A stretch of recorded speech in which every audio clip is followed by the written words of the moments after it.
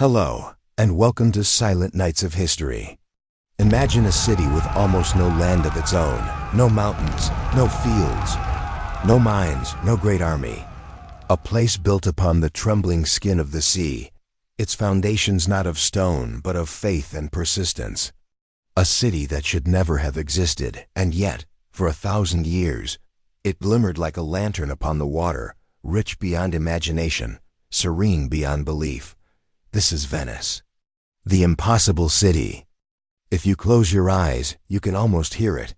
The faint lap of water against ancient steps, the slow rhythm of oars slicing through the lagoon, the distant murmur of bells drifting through the mist. Here, light and sound are never still. The air itself feels alive, shimmering with centuries of breath. Venice was born not from ambition, but from fear. In the 5th century after Christ, the world of Rome was collapsing.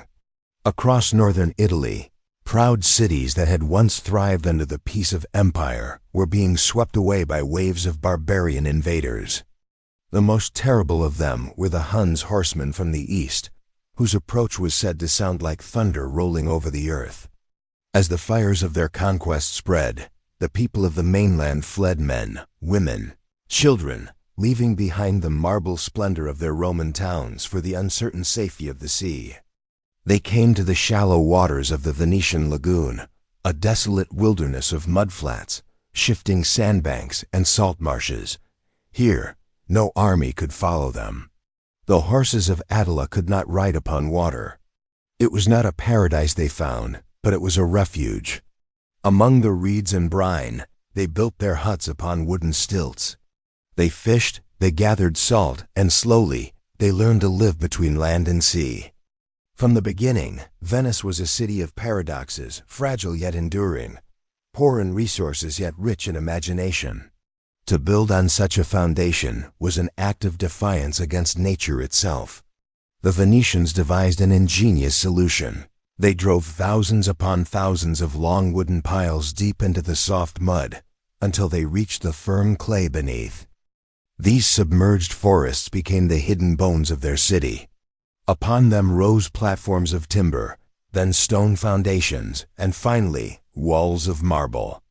To walk through Venice is to tread upon an invisible forest turned upside down. It is a city literally built upon the ghosts of trees. This strange landscape shaped the soul of its people. Their roads were canals, their wagons were boats, their horizon always the sea. The tide became their clock, the wind their messenger. In time, this intimacy with the water made them both humble and daring. They learned that survival demanded balance, a delicate harmony between what could be taken and what must be respected. But the lagoon that had protected them from barbarians could not shield them forever from the ambitions of men. As the settlements grew and joined into a single thriving city, Venice faced a question that would define its destiny. How could a people who had fled from kings and warlords govern themselves without falling into the same trap of tyranny? Their answer was a masterpiece of political design, a republic unlike any other in the world. They called their leader the Doge, from the Latin dux meaning guide, but he was no monarch. He was elected by the city's most powerful families and bound by an oath so strict it seemed almost a cage. The Doge could not leave the city without permission. He could not open his mail without witnesses. His sons could hold no office during his reign. The Venetians built a government designed not for trust, but for balance. They understood that power, left unchecked, always seeks to rule, and so they surrounded it with walls of law and ritual. At the heart of this system stood the Great Council, a vast assembly of noble families whose lineage alone granted them the right to govern. From this council came smaller bodies, committees, magistrates, and finally, the mysterious Council of 10, a secret chamber of state security whose eyes and ears were everywhere. In the walls of the city, stone lion mouths still gape open, the Bac de Leon, once used for citizens to slip anonymous accusations of treason. It was a republic built upon suspicion, but out of that suspicion came stability. While kingdoms across Europe rose and fell in blood and flame, Venice endured. The people who had once fled from tyrants had built a government so finely balanced it would outlast them all. With peace at home, their eyes turned outward, toward the endless horizon. The sea, their ancient protector, now became their greatest opportunity. At first, Venice lived in the shadow of a greater power, the Byzantine Empire. From its glittering capital in Constantinople, the emperor ruled over a world of wealth and ceremony. Officially, Venice was merely a duchy of Byzantium, a distant province allowed to govern itself in exchange for loyalty. Yet the relationship was always one of mutual calculation. The Venetians, pragmatic and shrewd, served the empire's interests, but only when it suited their own. Their fleets, already among the finest in the Adriatic, became the hired sword of the emperor. They defended Byzantine ports, escorted convoys, and fought Arab and Norman raiders in return for privileges and trade concessions. In time, these privileges grew into something extraordinary. In 1082, the Byzantine Emperor Alexios I, desperate for Venetian aid, granted a golden decree, a crucible, giving Venetian merchants the right to trade freely and tax-free throughout his empire. The result was revolutionary. Venetian traders filled the harbors of Constantinople, Thessaloniki, and the islands of the Aegean. They grew rich, too rich, while the empire's own merchants languished. It was a dangerous kind of prosperity, one that breeds both envy and resentment. Soon, riots broke out in Constantinople against these foreign intruders who had grown arrogant on imperial favor. Blood was spilled in the streets. The once close alliance began to sour, turning into a rivalry that would one day explode in betrayal and fire. Yet even as relations with Byzantium frayed, Venice looked eastward with hungry eyes. The city of marble and mist longed for a symbol of divine favor to match its worldly success, a patron saint of its own. And so began one of the strangest and most daring episodes in its history. Two Venetian merchants set sail for Alexandria in Egypt, carrying not goods but a dream, to steal the body of Saint Mark the Evangelist. The saint's relics, guarded in a Muslim land, were said to perform miracles. To bring them to Venice would be to elevate the city from a trading outpost to a holy center of Christendom. Through cunning and bribery, the merchants succeeded.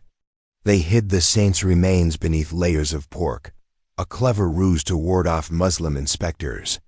When the ship arrived safely in the lagoon, the city rejoiced as though heaven itself had blessed them. From that moment, Saint Mark became the soul of Venice. His winged lion, a symbol of courage and vigilance, spread across banners, coins, and the marble gates of the city. His relics were enshrined in the magnificent Basilica of San Marco, a golden dream of domes and mosaics glimmering with the light of Byzantium, yet reborn in Venetian style. A new faith had been founded, not in the sense of religion, but in identity. The Republic now saw itself as chosen, protected by both the sea and the saint. And deep within the city's eastern walls, behind brick and guarded gates, another miracle was being born, one not of faith, but of fire, timber, and iron, the arsenal. A city of water needed ships. A republic of merchants needed power. And in the arsenal, Venice found both. Within those high red walls, the city perfected the rhythm of breath turned into motion.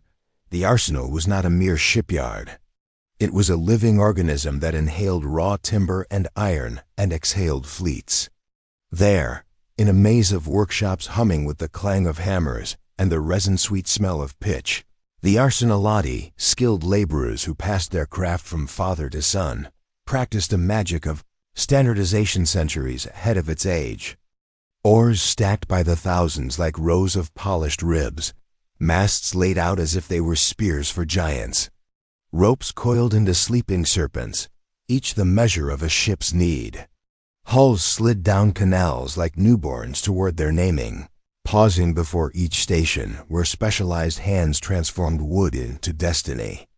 One might watch a naked frame glide forward and with every length of water, see it clothed, benches fitted, mast stepped, sail rigged, cannon mounted, until by the end it had grown a name and a calling.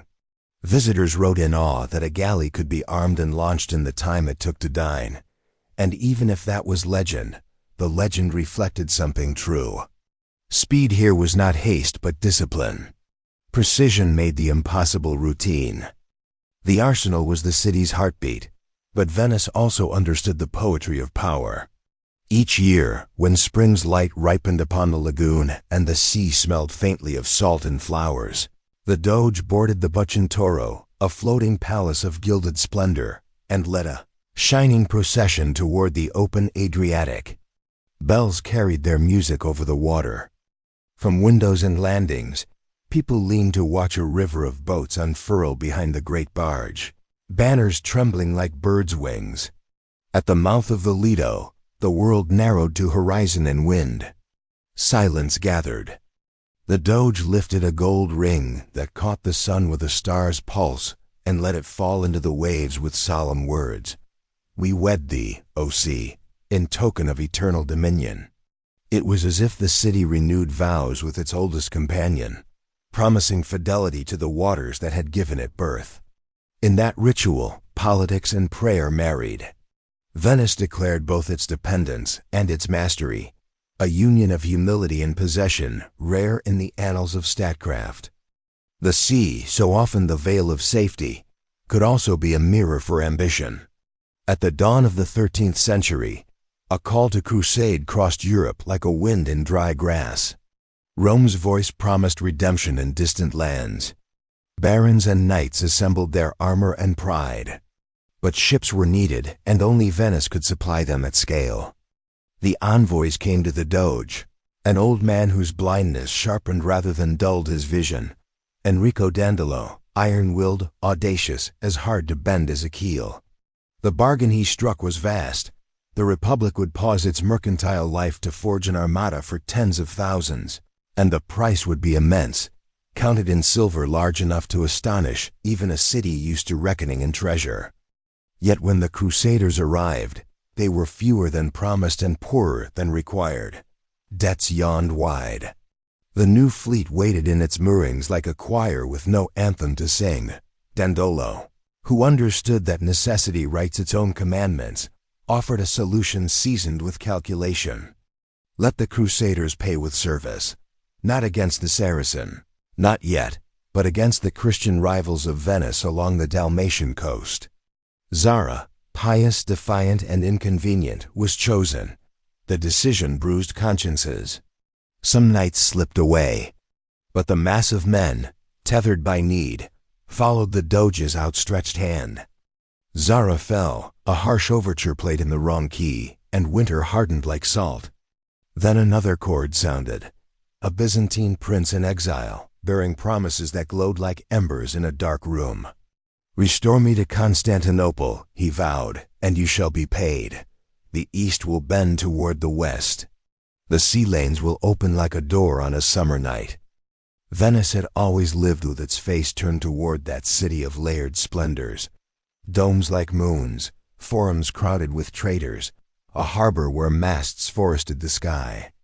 To place a friendly ruler on that throne, to turn old rivalry into profit, was a dream too bright to deny. The fleet heaved anchor and drifted over the wine-dark waters to the mightiest walls in Christendom, ramparts that had mocked generations of enemies. Smoke lay on the water like breath in cold air. The first assault succeeded. The usurper slipped away. The promised emperor took his seat, and then the gold failed to materialize. Treasure chests were empty, the city restless, the Crusaders hungry for payment and purpose. In the brew of disappointment and suspicion, revolt boiled. The prince fell to the vengeance of his people. In the sudden vacuum, a decision formed with the clarity of a blade. If payment could not be given, it would be taken. Venetian ships became ladders of war, their tall castles bristling with archers and ropes, their prows nosing against stone like persistent waves. The sea walls were stormed. Defenders fell back through streets that had echoed to imperial processions. Churches lost their sanctity to the clang of mail. For 3 days, the richest city in the Christian world lay open to the appetite of men. Relics crossed the water to new altars. Bronze horses that once watched chariot races found themselves galloping across centuries to St. Mark's. The French seized lands, titles, thrones fashioned from broken kingdoms. Venice took harbors, islands, keys to routes and winds, the currency of a maritime empire. In the aftermath, maps were rewritten not in the ink of conquest alone, but in the knowledge of tides and anchorages. The Stato de Mar, the state of the sea, took shape like a constellation whose stars were ports. The Arc of Crete, the pearls of the Cyclades, stations along the Greek coasts, doorways to the Black Sea and the Levant. This empire was not a carpet spread over land. It was a net cast wide across waters. Each knot had a purpose. From one safe harbor to the next, Venetian galleys traveled with the regularity of seasons, gathering the produce of islands and the revenues of customs, trading protection for allegiance. Governors, dispatched from noble families at home, ruled with a hand not gentle but practiced, careful to keep the ships provisioned and the markets regular. Greek voices echoed in Venetian courts. Venetian laws brushed against local customs like currents meeting in a channel. It was a system built less on love than on habit, and habit can be stronger than affection when it is profitable.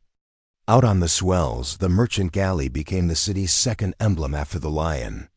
Broad-beamed, high-sided, its deck stitched with the footsteps of sailors and guards, it bore wool and metal eastward and brought back cargoes that smelled of distance, pepper like sparks on the tongue, cinnamon like warm bark, cloves that seemed to hold the ghost of tropical rain. Convoys moved under escort, for pirates nested in the same coves that sheltered traders, and envy makes nimble thieves. Yet fortune favored the vessels that traveled under the winged banner, for Venice had learned that wealth requires discipline as much as daring. Schedules were printed in memory. Winter was for repair and counting, spring for departure, autumn for the delirious homecoming when hold spilled fragrance into the market air, and the Rialto's scales weighed more than spice. They weighed the city's future. Even as the Republic sowed harbors across the Aegean, it tended to the slow orchard of its institutions at home. The Doge's palace was less a residence than an engine of governance, a lattice of chambers where votes and oaths wound about each other like vines around a trellis. Men wore their caution as soberly as their black robes. In a world where kings fell to caprice and cities bled from sudden ambition, Venice's great achievement was not the shimmer of its facades, but the cool patience of its design. Power here was diffused like light through alabaster, softened, beautiful, and hard to grasp. If you stand tonight upon the molo where the columns rise, the lion of St. Mark poised to leap, the St. Theodore patient with his dragon, and let your eyes drift out to the dark line where lagoon becomes sea, you can feel the memory of those centuries pass over your skin like a breeze. The water carries voices. Oars creak in a rhythm older than engines. Somewhere, a craftsman's grandson still knots a rope the way his ancestor did, his fingers repeating the city's catechism of touch. And beneath the stone you tread, that hidden forest, the piles driven into mud in time, holds firm, a reminder that endurance often hides itself below the surface, quiet and steadfast and unseen. Yet the same sea that launched the Republic's ascent would test it with tempests of rivalry. Across the same waters, another city sharpened its teeth on wind and profit, a mirror and a challenge. Genoa, restless as a gull, hungry as salt. And on the mainland, powers stirred among fields and rivers, whispering the oldest truth of geography, that to control the sea is also to watch the shore. Venice would be called to fight, to adapt, to learn new kinds of courage. But before steel rang on those roads and alliances knotted and frayed, the Republic still had an empire to perfect and a wonder to send further east than any Venetian had dreamed. For in the same century that galleys stitched a seam from the lagoon to Constantinople and beyond, a young merchant's son would walk, ride, and sail where myths seemed more plausible than maps, returning with a book that would thicken Europe's sleep with visions of cities larger than imagination. His name would fold itself into legend, Marco Polo, the Venetian who followed the world to its far horizon and came back carrying its stories like jewels. The year was 1271, and dawn lay pale upon the lagoon when the Pallas departed, Niccolo, Maffeo, and the young Marco, still scarcely 17. Behind them, the spires of San Marco shimmered in the mist like the masts of a ghostly fleet. Ahead stretched the long, uncertain road of the silk and the wind of curiosity that never ceased to fill Venetian sails. They were merchants by trade, yet their voyage would cross the border between commerce and myth. What they sought was not only profit but wonder, spices, gems, and silk, yes, but also the hidden rhythm of the world itself. Their path wound eastward through Anatolia, across deserts that rolled like oceans of dust. They rode beneath stars sharp as glass and over mountains where the air froze the breath midward. They crossed Persia, where the wind smelled faintly of roses and ash.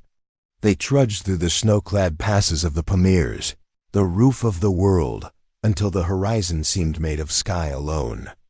Every step drew them further from the Mediterranean's perfume of salt and stone, into a realm of dragons painted on silk, cities that glowed at night like constellations fallen to earth, and rulers whose power felt more elemental than human. After years of hardship, the travelers arrived at the court of Kublai Khan, Emperor of China, grandson of Genghis, lord of an empire whose breadth stretched from the Pacific to the edge of the known world. To the young Marco, the great Khan's capital was like a vision, palaces of white marble veined with jade, golden roofs curved like waves, markets humming with voices from every nation. The emperor, it was said, ruled over men as effortlessly as the moon commands the tides. And to his court came this Venetian boy with a quick tongue and a bright, restless mind. The Khan saw something rare in him, curiosity without fear, and made him his emissary. For 17 years, Marco traveled the length and width of Asia, crossing lands that no Westerner had seen. He witnessed the burning of black stone for heat coal, a marvel unknown in Europe. He held in his hand paper money stamped with the seal of empire, a concept so strange it felt like sorcery. He watched silken banners flutter over cities greater than any in Christendom, and he wrote of ships vast enough to carry 500 men, of palaces that smelled of camphor and clove, of gardens where nightingales sang in the rain. Yet what lingers most in his tale is not size or splendor, but the sense of human rhythm that pulsed through the world, the hum of markets, the patience of craftsmen, the gaze of astronomers studying a different sky. Through Marco's eyes, Venice looked back upon itself, as if through a mirror.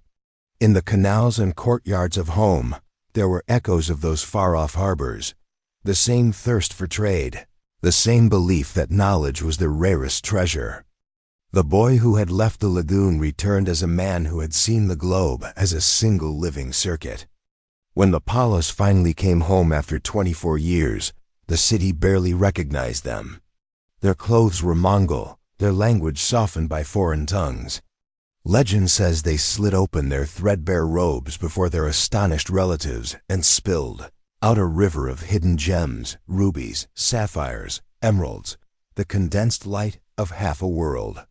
Their return marked the moment when the horizons of Venice became indistinguishable from those of Earth itself. But fortune is as fluid as tidewater. Years later, war came between Venice and its great rival, Genoa, two mirror cities staring at each other across the sea, each dreaming of dominion. Marco, now a man of wealth and experience, commanded a galley in the Venetian fleet.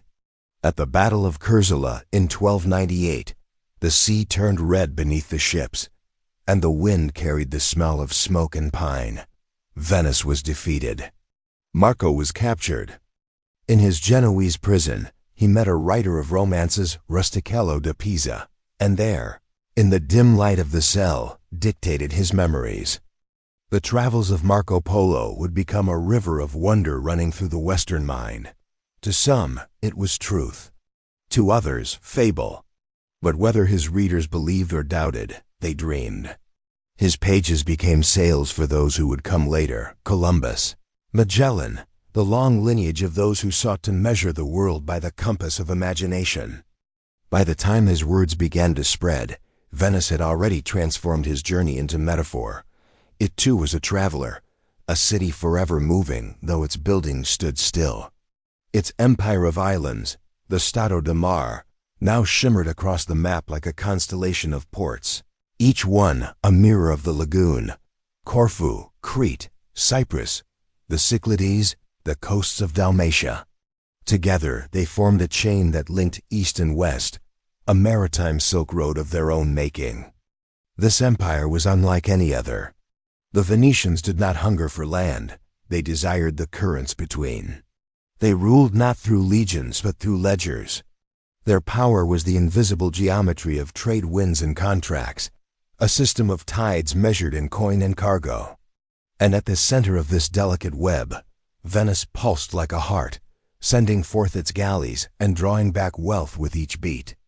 But every heart has an echo, and Venice's echoed from across the Ligurian Sea. Genoa, fierce, cunning, and proud, was its twin and its rival. If Venice was the serene face of a lion, Genoa was the flash of its teeth.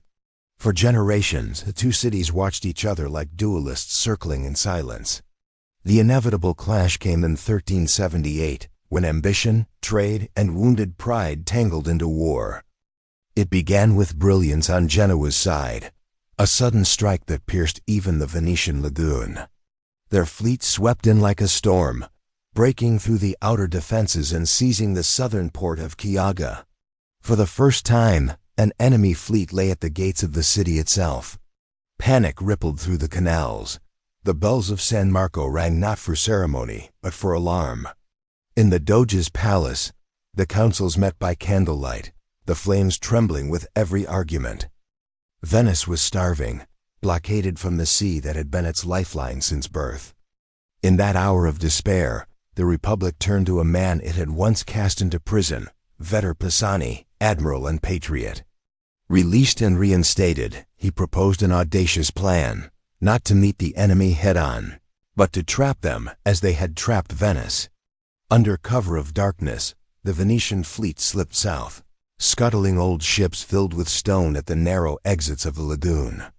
When dawn came, the Genoese discovered they were prisoners within their own conquest. What followed was a siege reversed, the besiegers besieged. For 6 long months, hunger gnawed at the trapped fleet, the sea itself turning against them. The winter winds howled through the rigging like ghosts of drowned sailors. Then, when all strength was spent, the Genoese surrendered. The Republic, risen from the brink, reclaimed its sea. The War of Chiaja ended not only in victory, but in revelation. Venice had stared into the abyss of its own mortality and found within it a fiercer will to endure. When the surviving ships returned, their oarsmen gaunt and hollow-eyed, the city greeted them not with wild triumph, but with quiet relief. The lagoon lay still beneath a rose-colored dawn. Bells rang again, this time for peace. Genoa would remain a shadow on the horizon, but its age of rivalry was over. Venice, bloodied yet unbroken, was now the undisputed mistress of the Mediterranean. From the ashes of that struggle rose a golden age, an era of art, wealth, and worldly confidence that would shape the very rhythm of European civilization. Venice, once a refuge of exiles, had become a jewel upon the water, luminous, self-contained, and seemingly eternal. And yet, every empire, no matter how radiant, carries within it the seeds of its own twilight. The same winds that filled Venetian sails would one day change direction, bringing ships from far beyond her reach, charting seas she had never known. But before that turn of fate, there was glory still to taste, the perfume of pepper, the gleam of silk, the echo of music in marble halls where the sea itself seemed to listen. In the centuries that followed, the city rose to the height of its magnificence. The Rialto became the beating heart of commerce, its arcades alive with voices in a dozen tongues: Greek, Arabic, Latin, the harsh consonants of the north, and the musical vowels of the east. Across its stone bridge, merchants walked as priests of a new faith, the religion of exchange. From dawn until the last red light of sunset, they weighed gold against spice, wool against silk, patience against fortune. In their ledgers, they recorded not only profit but prophecy, for Venice's destiny was written in numbers as much as in marble. By the 15th century, the Republic's galleys ruled the Mediterranean like clockwork. The great convoys known as mood departed in rhythm with the seasons, timed to the winds and currents. To Alexandria, to Beirut, to Constantinople they went, bearing the goods of the north, wool, tin, iron, and returning with the breath of the east itself, cinnamon dark as sunset, pepper sharp as thunder, nutmeg that glowed like captured embers. When a spice fleet entered the lagoon, the air of Venice filled with perfume. Crowds gathered on the quays to watch the ships glide home, their sails streaked with salt, their hulls heavy with treasure. The city's wealth was not hidden. It gleamed in every reflection on the Grand Canal, in every marble facade that caught the light like a polished mirror. The palaces that lined the water seemed to float between reality and dream. Gothic tracery, Byzantine domes, Renaissance arches, all bound together by the slow pulse of the tide. The merchants who had built them saw no contradiction between profit and beauty. Their houses were both temples of trade and hymns to eternity. This prosperity gave rise to something greater than commerce. It created a civilization that lived by rhythm, the rhythm of tides, of sails, of song. Painters turned pigment into liquid light. Bellini, Tintoretto, Titian, each seeking to capture the shimmer of Venice herself, that elusive marriage of water and air. In their work, the city seemed eternal, caught forever in the hour of golden dusk when day yields to reflection. But beauty, like empire, demands protection. While Venetian ships guarded the trade routes of the Eastern Sea, a new danger crept closer to home. Beyond the lagoon, on the green mainland, the cities of Italy were changing. Milan under the Visconti and later the Sforza grew restless with ambition, gathering armies that moved like storms across the plains of Lombardy. Florence whispered of alliances. The Pope and the King of Naples played their own intricate games. And Venice, mistress of the sea, realized that her back was exposed. The debate within the Great Council was fierce. To some, the lagoon was fortress enough. They argued that the city's safety lay in the water, not in the soil. To fight for land was to betray Venice's very nature. But others saw that the balance of power had shifted. Control of the mainland, the terra firma, meant control of food, of rivers, of the roads that carried goods to Germany and France. Without it, the city could be starved into submission. The decision was made. Venice would extend its dominion beyond the tides. Under Doge Francesco Foscari, the Republic began its bold expansion onto the mainland. It was not a march of crusaders, but of accountants and condottieri, mercenary captains who sold the art of war like a commodity. Cities fell not through faith, but through contract. Padua, Vicenza, Verona. The Lion of St. Mark spread his wings over fertile fields and mountain passes. The Stato di Terra, the state of the land, was born. This transformation brought wealth and wheat to the lagoon, but it also brought something the sea had long kept at bay, the corruption of power. To rule on land was to rule people, and people, unlike tides, cannot be predicted. The wars of the Italian Renaissance were not battles of ideology, but of pride and intrigue, and Venice, despite her caution, was drawn into their current. The Republic's armies were hired rather than born. Its soldiers owed allegiance to coin, not country.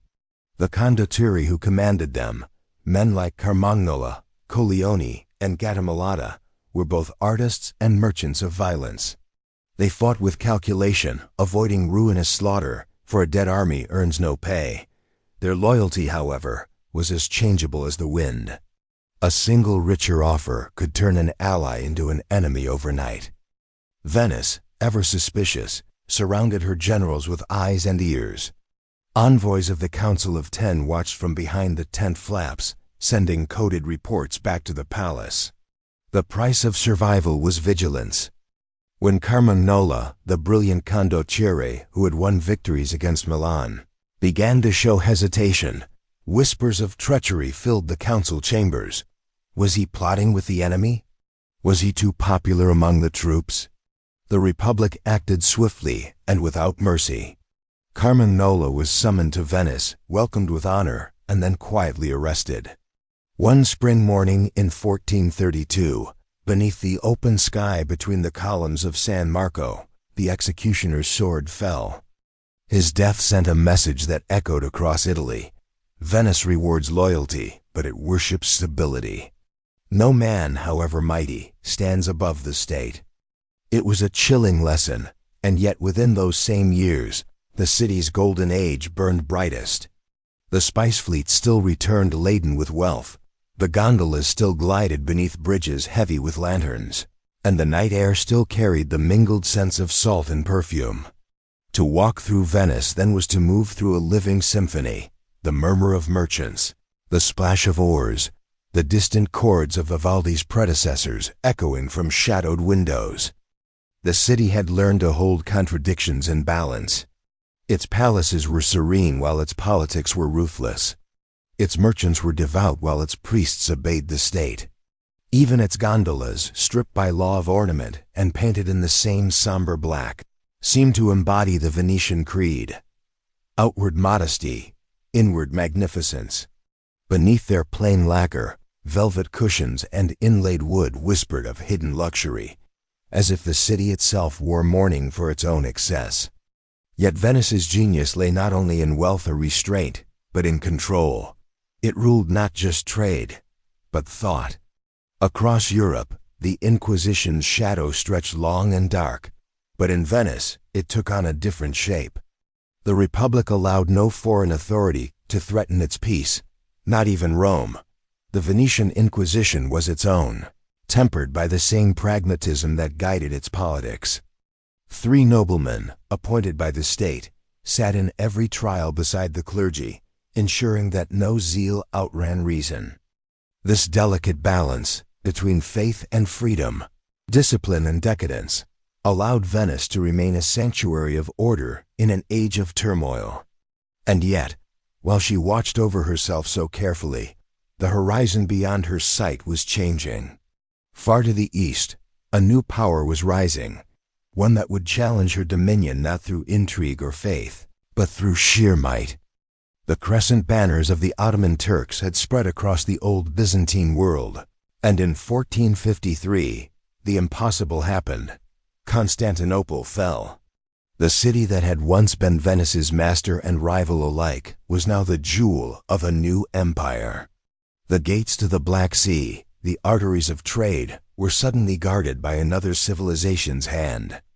The Republic of Venice, that miracle of water and will, now faced an adversary as vast as the sea itself.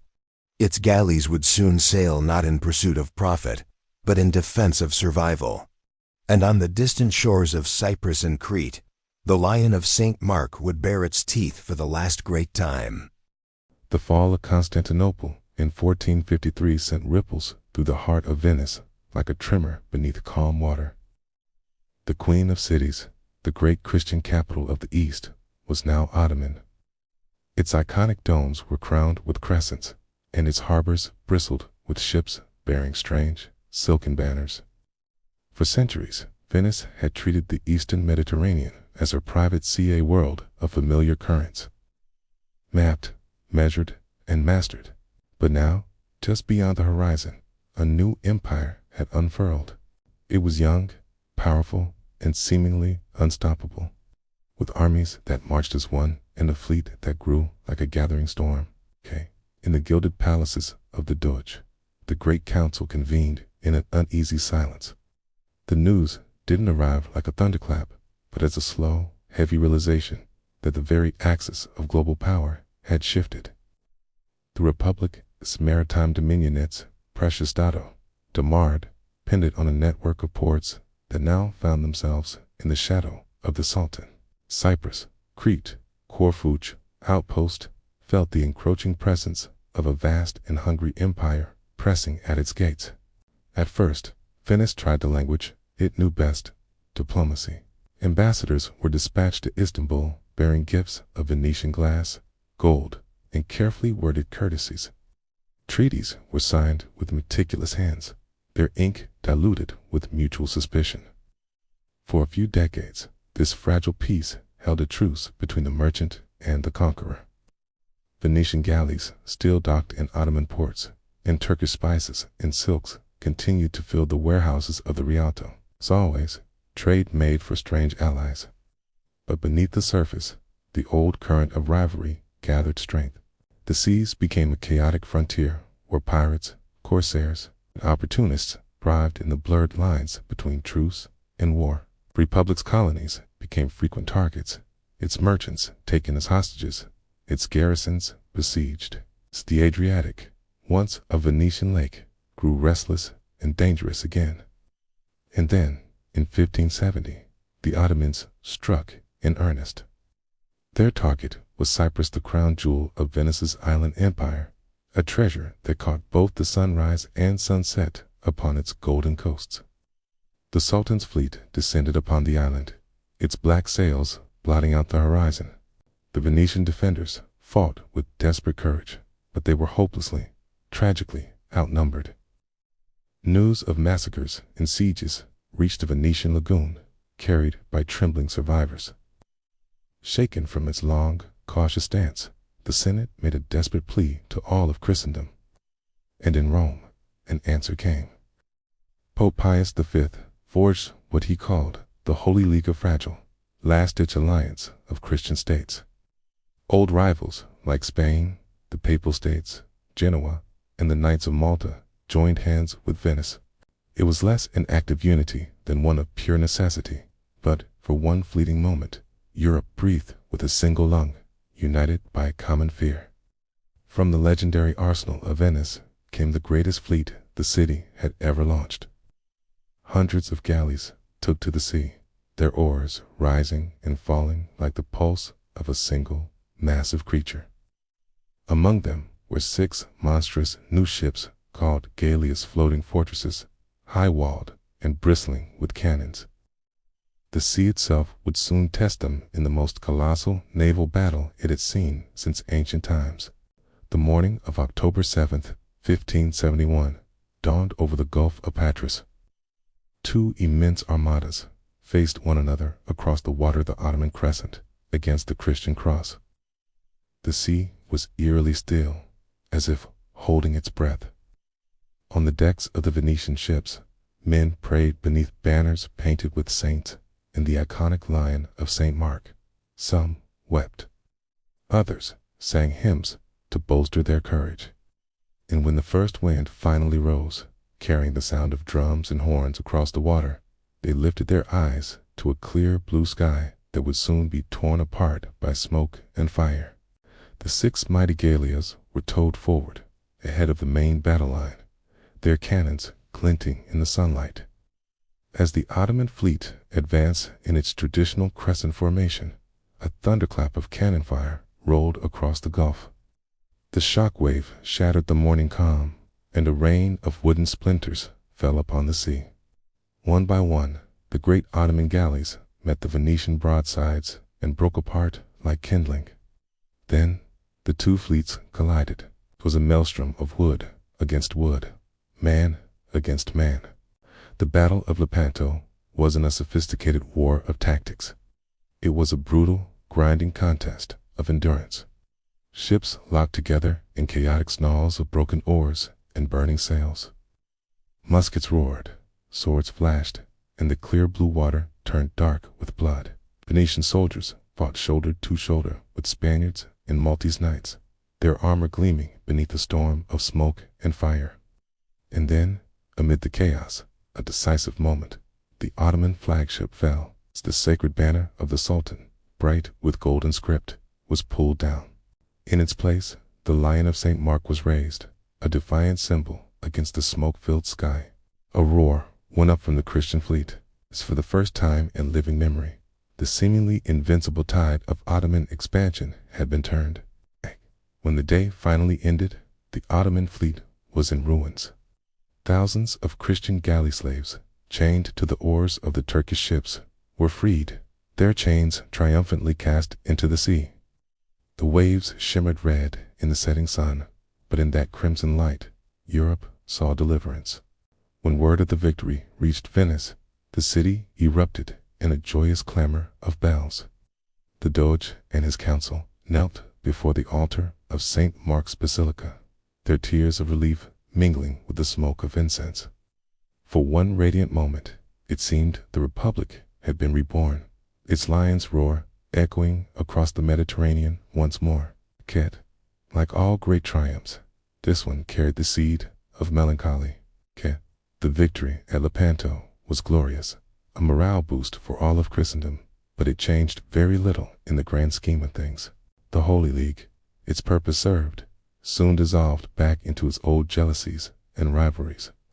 Within a year, the Ottomans, with their vast resources, had already rebuilt their fleet. In Cyprus, the very reason for the war was lost to Venice forever. The sea that had once belonged to the Republic now belonged to no one. But in truth, the real storm that would seal Venice's fate was not fought upon the water. It was brewing far beyond the horizon, in the winds that swept the vast, open Atlantic. Decades earlier, in 1498, the Portuguese explorer Vasco da Gama had rounded the Cape of Good Hope and reached India by sea. His voyage did more than just chart a new route, it rewrote the destiny of the world. The Portuguese could now bring spices and other Eastern luxuries directly to Lisbon, completely bypassing the long, delicate network of caravan and galley routes that have made Venice the richest city in the world for centuries. When this news finally sank in, it fell upon the lagoon, not like an invading army, but like a slow, invisible plague. There was no siege, no smoke, no battle, only a growing silence as the world began to move on without her. 4 generations, Venetian merchants had been the essential bridge between East and West, the gatekeepers of the world's most precious trade. Now, that bridge was crumbling. Ships from the Atlantic carried not only cargo, but the future itself. Teriani, once the center of the known world, was slowly becoming its calm, forgotten lake. In the Senate chambers, beneath magnificent frescoes celebrating past glories, the patricians debated desperate remedies. They proposed alliances with Egypt, dreamed of cutting a canal through the desert, and whispered of launching expeditions to challenge the Portuguese in their distant waters. But the age of discovery had fundamentally changed the shape of the earth itself, and no law, treaty, or desperate plan could reverse its turning. Venice had not been defeated in a war. She had simply been bypassed by time, and yet, true to her resilient nature, she refused to fade away. If she could no longer command the seas, she would rule the imagination. If she could not be the world's heart of trade, she would become its soul of beauty. The lion would sheath its claws, and the city of merchants would transform into a city of art, music, and ethereal light upon water. As the 17th century unfolded, Venice reinvented itself once more. The galleys of war gave way to the graceful gondolas of leisure. The clang of hammer and anvil in the arsenal softened into the soaring chords of violins echoing through opulent palaces. The city that had conquered with commerce now set out to conquer with culture, and as night falls over the lagoon even today, its lamps shimmering on the dark water like captive stars, Venice continues to dream not of empire, but of eternity. By the time the 17th century cast its amber glow across the lagoon, Venice had already stepped back from the tempest of history and turned inward, like a queen retiring from the battlefield to her mirrored chambers. The clang of armor had softened into the rustle of silk. The scent of pitch and salt that once filled the arsenal was replaced by the perfume of candles. and the faint sweetness of wine. What the city lost in power, it gained in poise. Its dominion was no longer over ports and trade winds, but over the subtler tides of the human spirit. The sea had always shaped Venice's soul, but now it became her stage. The gondola, that slender, perfect vessel, glided through the canals like a black thought drifting through a dream. Its curved prow rose like the profile of a question, its movement silent except for the soft slap of water beneath the oar. Each one, by law, was painted the same dark color, an edict of modesty issued by a government that feared ostentation might breed envy. Yet, inside those sleek black shells, the nobility reclined on velvet and silk, their whispers hidden behind masks. The law had made every gondola a shadow, but the people of Venice had filled the shadows with mystery.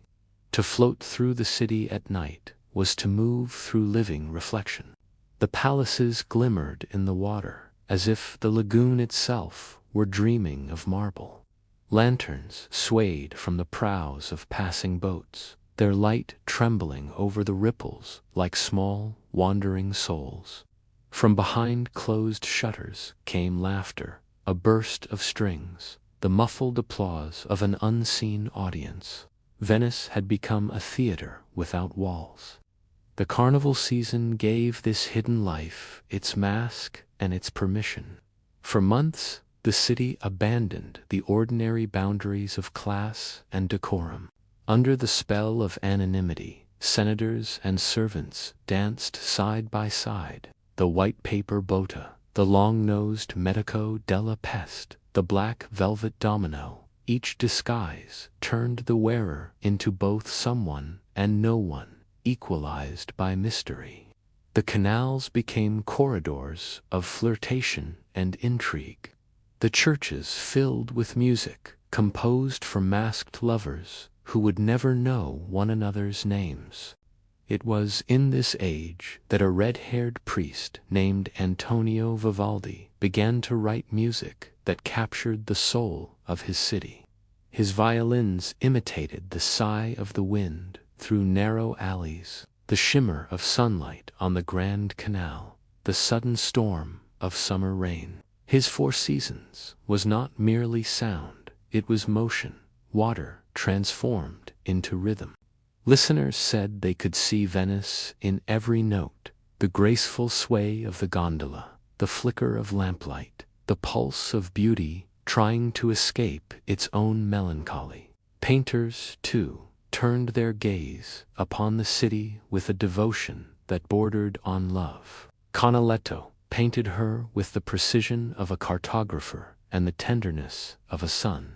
His brush captured every balustrade, every cloud reflected twice, once in the sky, once in the water. To stand before his canvases was to see Venice more perfectly than one could from her bridges, a city not of stone, but of light, captured and suspended, forever paused between sunrise and decline. The grand tour, that ritual voyage of Europe's young aristocrats, made Venice its crown and its temptation. From London, Paris, and Vienna they came, disembarking at the Piazzetta like pilgrims arriving at a shrine of pleasure. They wandered the galleries of Tintoretto, attended masked balls in palaces where marble staircases climbed like frozen music, and gambled fortunes away beneath frescoed ceilings in the Ridotto, the world's first public casino. In their letters home, they described a city that seemed suspended between dream and decay, a fair siren who smiles while she sinks, and in a sense that was true. For while Venice shone with art and laughter, her foundation was shifting. The salt marshes that had once protected her were silting up. The sea that had been her bride was slowly, quietly reclaiming her, yet she accepted it with grace. 1,000 years of struggle had taught her that resistance was futile against the slow will of water. Instead, she turned the inevitability of loss into an aesthetic. Every crack in her stone became a line of poetry. Every faded fresco a meditation on impermanence. Meanwhile, beyond the Alps, Europe trembled under new thunder. The French Revolution shattered crowns like glass. Republics and monarchies rose and fell with dizzying speed. And among the upheavals rode a young general whose name would soon echo across the world, Napoleon Bonaparte. His armies swept through Italy like wildfire, bearing banners of liberty but carrying the iron logic of conquest. One by one, the old city-states of the peninsula bent or broke. Venice, aloof and neutral, watched the storm approach, confident that her ancient diplomacy would protect her as it always had. But the age of reason and revolution had no patience for the delicate balances of the past. In 1797, Napoleon's troops reached the borders of the Venetian lagoon. Their cannons glimmered on the shore like new suns. The Doge, Ludovico Manin, an aging figure more ceremonial than sovereign, faced an impossible choice: resist and see the city burned, or yield and see it humiliated. The Great Council met in the palace that had once heard the voices of doges and crusaders, of merchants and admirals. Now those halls were filled with fear. Outside, the city waited in a hush, broken only by the wind through the colonnades. The final vote was taken in silence. The 1,000-year Republic of Venice, La Serenissima, was dissolved without a battle. The lion's roar faded into a whisper. When the French troops entered St. Mark's Square, their boots echoed over the same stones that had once felt the tread of processions and gondoliers. They stripped the basilica of its bronze horses, shipping them to Paris as trophies. They burned the Bucentoro, the golden barge that had once married the city to the sea. And in the quiet of his chamber, the last doge removed his cap of office and murmured, "Take it. I shall not be needing it again." No cannon fire marked the end. Only the sound of oars fading into the mist. For the first time in a millennium, Venice belonged to another power. The Austrians would come, then the French again, then Austria once more, until at last she would be folded into the fabric of a new Italy. But none of them ever truly possessed her. They governed her stones, but the soul of Venice, the way the light bends, the way sound lingers, belonged to no empire and no age. Centuries later, that soul still breathes. In the early morning, before the tourists wake, the lagoon mirrors the sky so perfectly that it is impossible to tell where heaven ends and water begins. The gondoliers' songs drift like smoke over canals that remember empires. Pigeons rise from the piazza in sudden flurries of wings, and the bells of St. Mark's still toll as they did 1,000 years ago, their echoes fading toward the Adriatic. Venice endures, not as a relic, but as a reflection of what humanity can create when necessity becomes imagination, when fear gives birth to beauty. She is proof that fragility can be a kind of strength, that decay can be another form of grace. To walk her bridges is to feel the centuries beneath your feet, layered like sediment, the footsteps of refugees, merchants, princes, and lovers, all carried forward on the same tide. Every ripple of her waters is a heartbeat from the past, and every whisper of her wind reminds us that nothing, not even time, can drown a city that learned how to float. Thank you so much for joining me on this journey through Venetian history. If you enjoyed this story, please consider liking this video and subscribing to the channel for more tales from the past. We'll see you next time.